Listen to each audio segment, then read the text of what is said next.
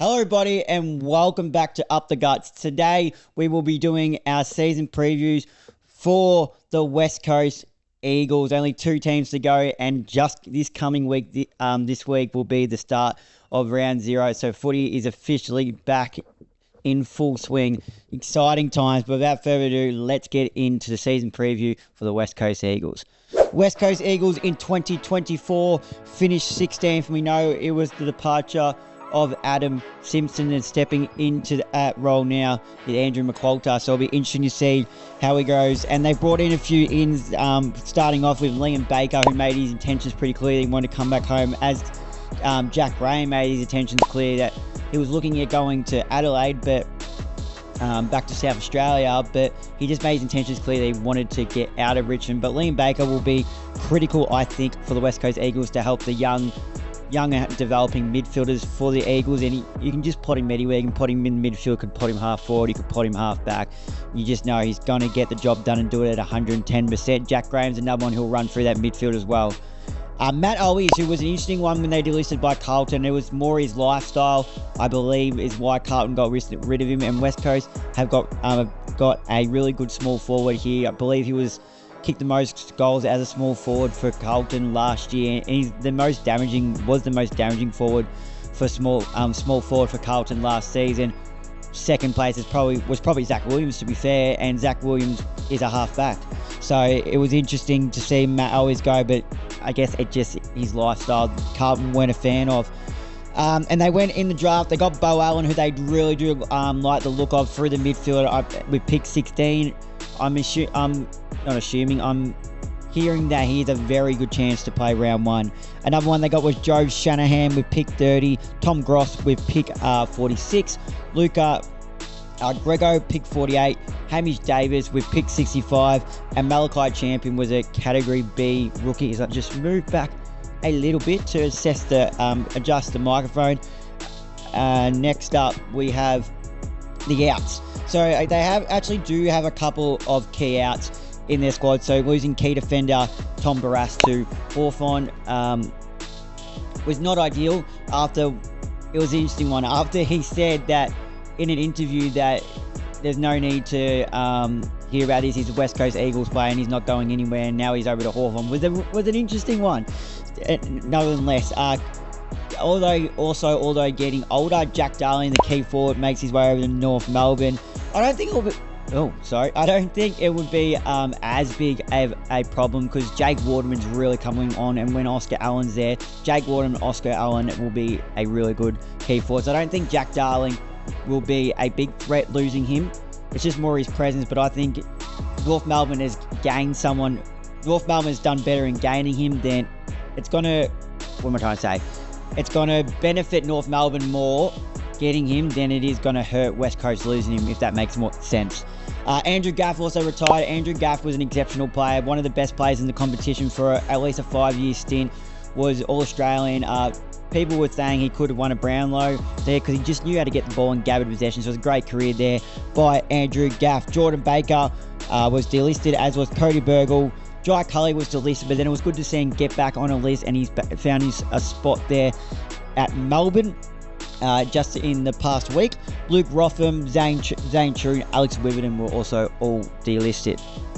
Now let's have a look at their list. Key defenders, I'm just going to move my book a little bit here. Key defenders, they got Jerry McGovern, also getting older, but you can't knock Jerry McGovern. He's just a class player. I believe it's 7 All-Australians he's won, I heard, or it's something like that. He's won or 4 or 5 All-Australians. He's won a fair few, but he's just a key player. And I know earlier on in his career he played a bit of forward as well, but he's just got great hands and has the body that can just body up against the big monsters as well. So he's a really key player down there. Rhett Bazzo is another one, young and developing. Callum Jamieson, Sandy Brock, and Harry Edwards, who they do like the look of down there at West Coast. If we look at the defenders, they got a few running defenders there. Jaden Hunt, I thought was really good for them after being picked up from Melbourne. So let's have a grab of water.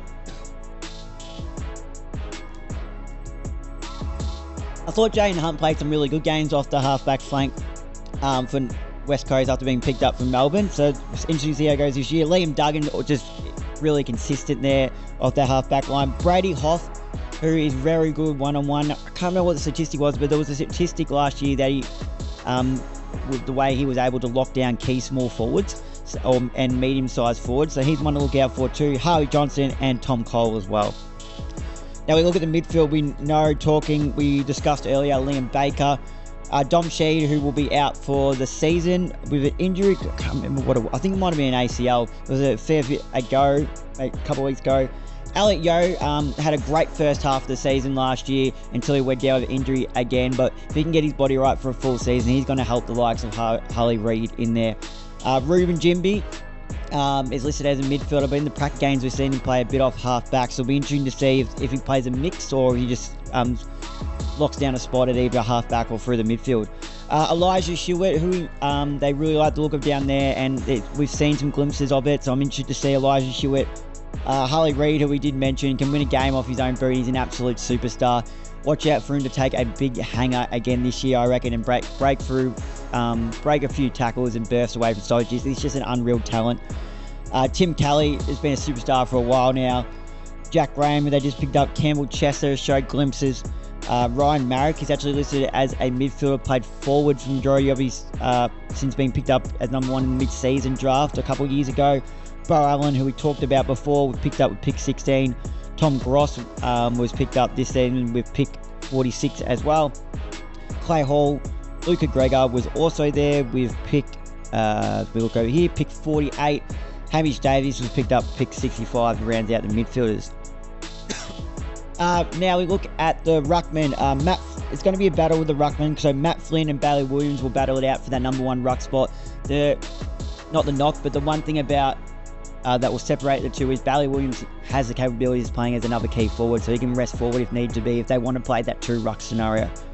Harry Bennett as well, they've got there, as well as Cohen Livingston.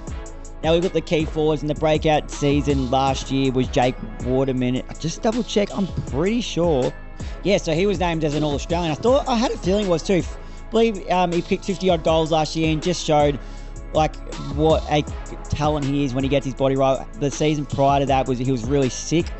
Spent a fair bit of time in hospital, so it's good to see him back on the track and showing what type of talent he is. He's just a old school type of footballer, works hard, the old school lead up forward, and has some great hands, and he's a bit of a dead eye in front of goals as well.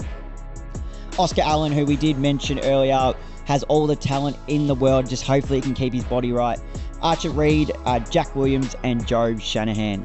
Now have a look at their forwards, upper forwards. They've got Liam Ryan, who we know, Flying Ryan, been around for a while now. We know what he's capable of. Tyler Brockman showed a few signs after coming across from Hawthorn. I know Sam Mitchell rated him highly.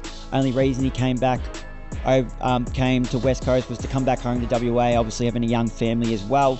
Noah Long we saw a few times. Jamie Cripps he's getting older, but he's just ultra consistent. You can always pop up for a few goals. Matt Always we talked about. Jack Petrocelli has that electric speed. I can't even remember my own Ryan Rock, Ravison, it looks like I've wrote, and Malachi Champion. Where do I think the West Coast Eagles will finish in 2025? I've got the West Coast Eagles actually sliding down a spot, surprisingly enough, to 17th. I don't know, it was a toss-up between them and North for me, but I do see them getting a little bit better, but I think North might make a bit more of an improvement than West Coast. Now look out for, I briefly mentioned him before, but it's Ruben Jimby. Now, I was going through discussing figuring out who I wanted to put for this lookout for, and then I saw a clip on Instagram of Ruben Jimby just grabbing it off the half-back line and tucking it under his arm and exploding with extreme speed and taking a couple of bounces, and I thought, geez, this looks exciting. So Ruben Jimby is my lookout for this year. He just showed some absolute speed, and he's a big boy too, really strong. Played the 22 matches last year, averaging 15.5 disposals. Best game was round 19 v St Kilda with 22 disposals, 5 tackles and 6 intercepts. If he can show a bit more of that clip I saw, I believe it was in an inter-club game. If he can show that speed off half-back, tuck it under his arm and just burst away, break a few tackles, I'll be really excited to see that, as will West Coast fans as well, I believe. Now, needs to lift. I've gone with forward Jack Petrocelli. Now, he's 25 years old now. He's going into his 8th season, and he's just needs to lock down a regular spot. Now, there's often games where you'll see Jack Petrocelli pop up and out of nowhere kick 4. And then he just goes missing and he gets dropped. So 2024, he only managed the 15 matches, kicked the 11 goals.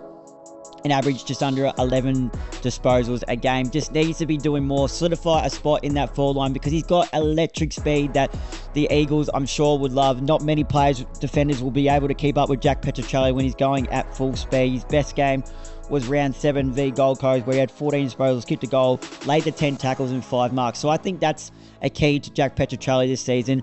If not necessarily has to get the ball, but use that electric speed to lock the ball in the forward line for the West Coast Eagles, give them as much chances as they can to get it down to the likes of Jake Waterman, Oscar Allen, and just lock it in to create chances to be able to score. He's got that speed for chase down tackles, so be ferocious and lock it in. Well, there you have it, guys. There is my 2025 season preview for the West Coast Eagles. I predicted them to finish 17th. I said look out for Ruben Jimby, and needs to lift is Jack Petruccelli. Well, that's going to do it for us today, guys. Thank you for watching. As always, if you're enjoying this and watching this on YouTube, make sure to leave a like and comment on this video. Hit that subscribe button and turn the notification bell on so you don't miss an upload. If you're listening to this via Apple Podcasts or Spotify, make sure to click that follow button, leave a comment on this video, turn the notification bell so you never miss an upload. Most importantly, make sure you rate the show 5 stars. Give a 5-star rating in the reviews, as that does help get the show out there. Thank you guys for watching, and until next time, I'll see you guys then.